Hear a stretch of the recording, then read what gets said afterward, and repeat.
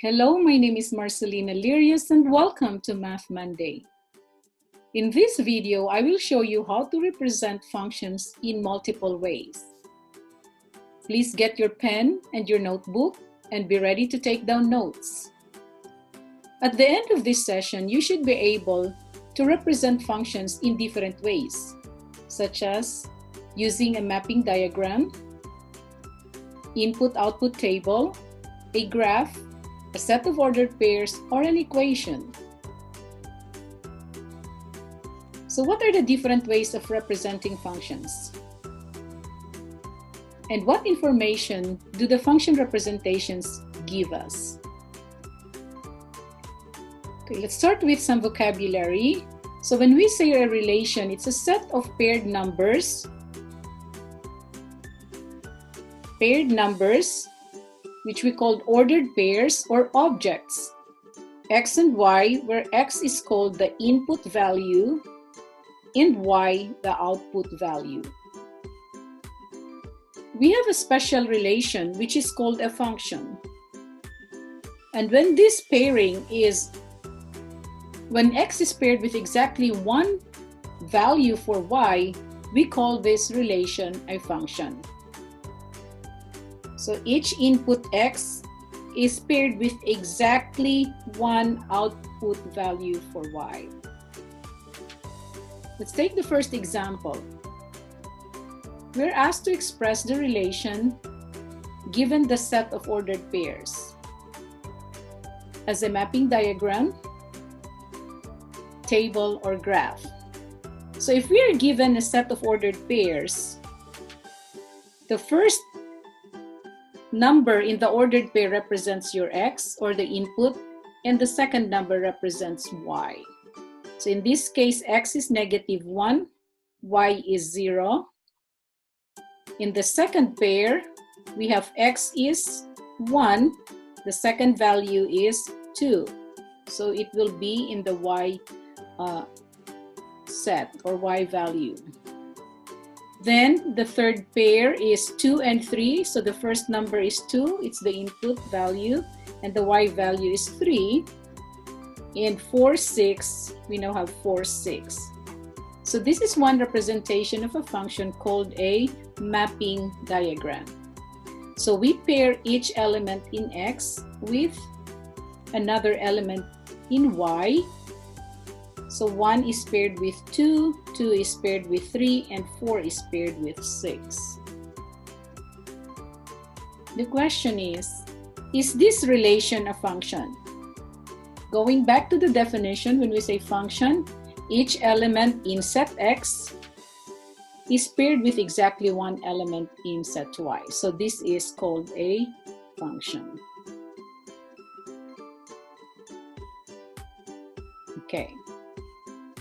Now, if we are to represent this ordered pairs, same ordered pairs in table form, so we now have our x values, so have x -1, 1, 2, and 4. So you now have here x -1, 1, 2, and 4. These are the first values in the ordered pair. So we call this as our input. And looking at the second values, we have 0, 2, 3, and 6. So 0, 2, 3, and 6. We call this as our output values. So this is another way of representing a function using an input-output table. So we have x and y side by side, but you might also want to express this when x and y are, the top-bottom way, when you have your x here, then y. So this is another way of representing the function in table form. So you have -1, 1, 2, and 4. 1, 1, 2, and 4. Then the second values are 0. You have 0, 2, 3, and 6. So this is another way of representing the table using the top and bottom representation. Okay, Another way of representing a function is using a graph. So what we're going to do, given these ordered pairs, again, these ordered pairs x and y, this is an ordered pair wherein the first element is x and the second element is y. So when we plot the point -1, 0, so this is the point, -1, 0. We now have one end, so this is -1, 0. This is the point 1, 2. Another point here is 2, 3. And this point is 4, 6. Okay, so all these representations, graph, input, output table, and the ordered pair are all representations of the same function. I'll stop, process the information, take down notes.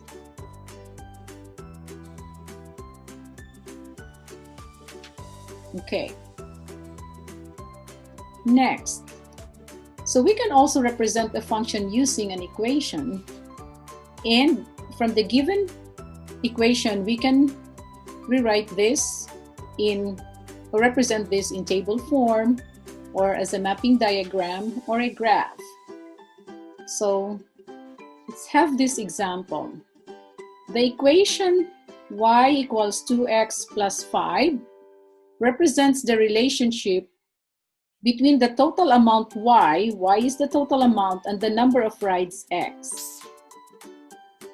So Henry spent at ABC event that charges $5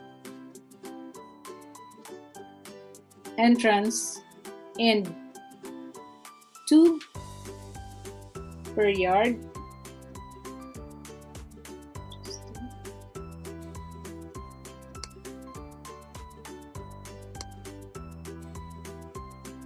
Now let's look at another example. So one way of representing function is using an equation. So in this example, we are given the equation y equals 2x plus 5 that represents the relationship between the total amount y and the amount or the number of rides x. So Henry spent y amount of dollars at ABC event that charges $5 entrance fee and $2 per ride. So the 5 here in the equation represents the entrance fee, and 2 here is the amount you pay for each ride. So x here represents the number of rides. So if we represent this function using a table, let's start with substituting our values for x. So since this is an amount, we cannot represent, or x represents the number of rides, so we start with 0. That means we just entered the event or enter the park.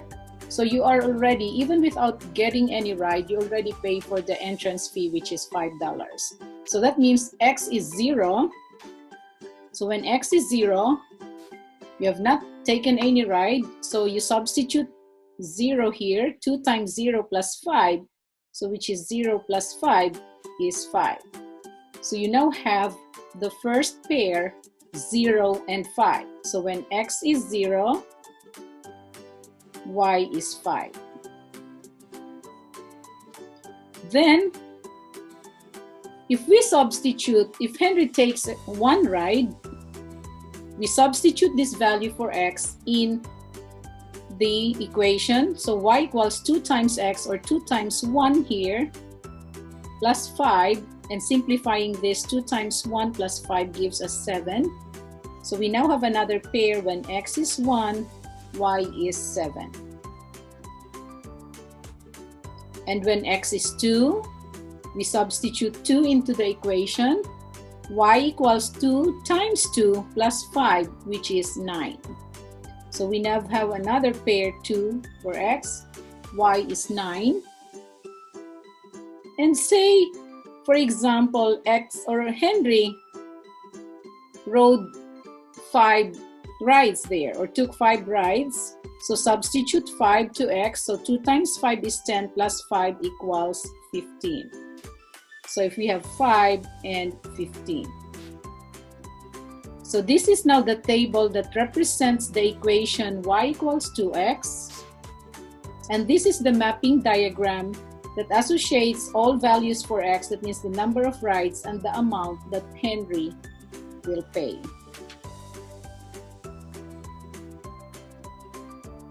So here we have the equation, we have the table, and we have this mapping diagram, all three representing the same function or same relationship.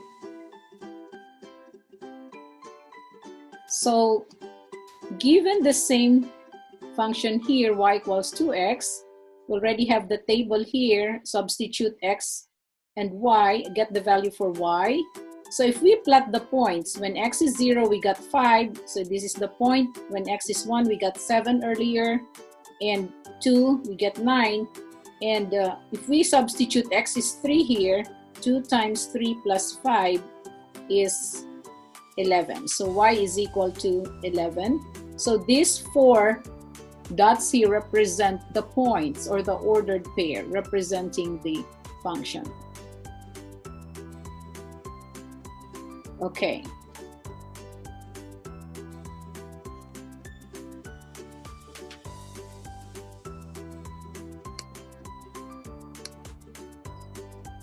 Okay, in the next example, we are asked which of the following represent the same function. So these are different ways of representing function. We have a set of ordered pairs. You have an equation. You have a mapping diagram. You have another equation and a graph. Of these 5, which of these represent the same function? Okay, so if I have the ordered pairs -1 paired with -4, 0 is paired with -1, 3, 8, 6 paired with 17, will this represent this equation y equals 3x minus 1? So which means if we substitute these values when x is -1, it will give us -4. So 3 times -1 is -3, minus 1 is -4. When x is 0, that's 3 times 0 is minus 1 is -1. Okay. When x is 3, 3 times 3 is 9, minus 1 is 8. That's correct. And when x is 6, 3 times 6 is 18, minus 1 is 17. So A and B represent the same function. And if we look at the mapping diagram, you now have 1 is paired with 4 from the ordered pair, 0 is paired with -1, 3 is paired with 8, and 6 is paired with 17. So we know earlier that these 3 now represent the same function. And let's look at the graph first, letter E. So if we have y equals 3x minus 1, so let's check if this graph represents also the same function as B. Knowing that the 3 already represent the same function, let's check if B and E are, representing the same function. So y equals 3x minus 1, so when you have x, okay, we can see here that you have -1 here, and the slope is 3, 1, 2, 3 over 1. So just looking at the equation, or if we look at the ordered pairs, let's see if these are the graph that actually, if these are the points that are actually in the graph. Okay, we have -1 and 4. -1 and 4 is here. 0 and 1, 3 and 8, so 3, and we can move up to 8, okay, and so on. So just by looking at this and also examining the slope for this line, this E represents, or this graph represents the same function as A, B, and C. And now, knowing that this is the line which has a positive slope, we can actually eliminate letter D. So of these 5 representations, A, B, C, and E represent the same function. Okay.